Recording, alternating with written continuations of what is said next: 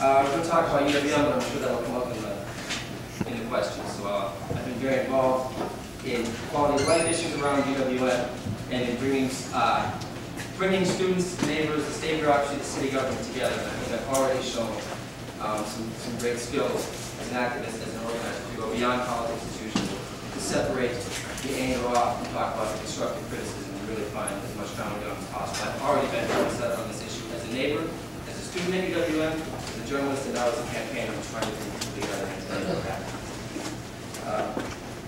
Getting better services back for our tax dollars. A big part of this is being efficient and having a responsible older person who directs the bureaucracy, who answers your phone call and gets the bureaucracy to you where it needs to be, and cuts through the red tape at that bureaucracy for us. And I know what it's like also, not to have your phone call answer in City Hall, and we need to make sure we do. We also need somebody who can take a hard look at the budget.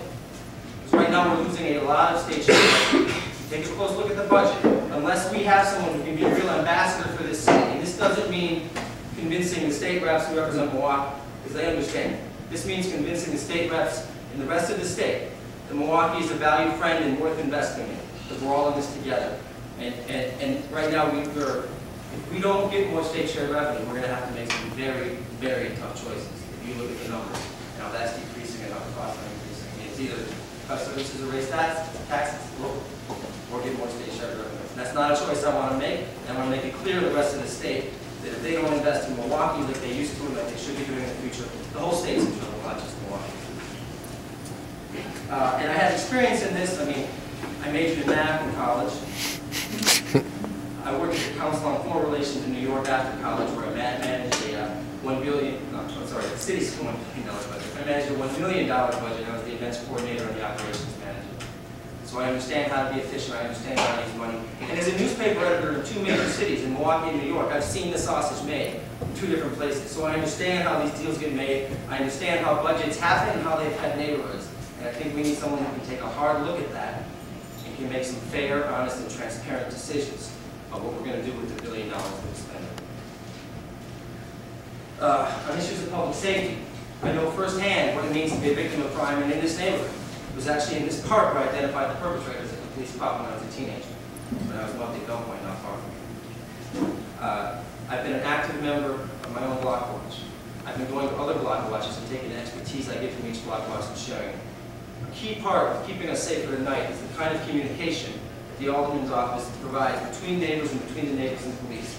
We need to know what the police know, and they need to know what we know to the extent that that's possible.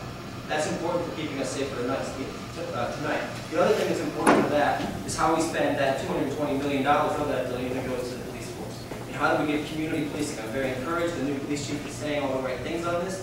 We need to get cops so that they're not just responding to crises and worrying about response times. High response times are terrible, but if we have proactive beat cops, that in the long run is going to lead to better results.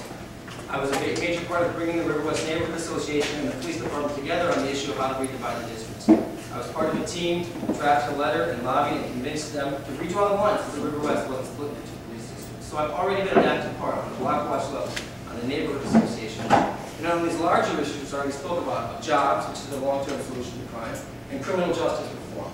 We'll probably get into some more detail about that. But we do need to reform our criminal justice system. There are some zip codes in the city where 1/3 of the men are in prison and the other 1/3 are on probation.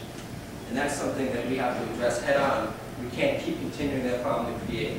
And I'll go into detail if this question comes up about what the Milwaukee County Community Justice Council and what's happening there. Social justice is a very important issue. When I say social justice, there's the obvious elephant in the room in Milwaukee, which is the racial divides and the economic divides. But I also extend that to lesbian, gay, bisexual, transgender community. I also want to strengthen the domestic health partners law with the city, and I want to make sure that MPS has it. In education, I went to the public schools. I got a great education at the public schools. I got an education that prepared me to learn with some of the people who went to the fanciest prep schools in the nation. So I know our public schools can work, but I know they don't always. I know we can't have a good city without a good school system, and vice versa. So you're never going to hear me pass the buck on the school system. Again, we have to lobby with the state to change the funding formula, and we've got to make sure we work closely with the school. And so I have regular conversations with Jennifer Morales and Bruce Thompson, who are the people in this district on the school board, and they're both supporting my campaign. I look forward to working with them and making the school system better. I want to talk about the Food Policy Council, but I think I'm just about out of time. So just want to point out that I'm the kind of leader that had the guts to challenge power, to speak truth to power. Before change was certain, I knew we could be better represented. And I asked us all to put our faith in the democratic process in the world. And I'm going to need you to continue bringing your energy and your goodwill and your complaints to me when I'm in office. Please vote for Nik Kovac on April Fool's Day.